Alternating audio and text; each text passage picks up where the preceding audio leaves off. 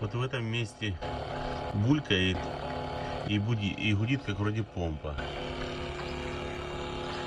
И вот сейчас начало не монотонно, а более прерывисто.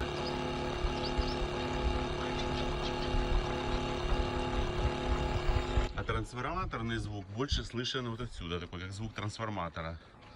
Тут в районе батареи.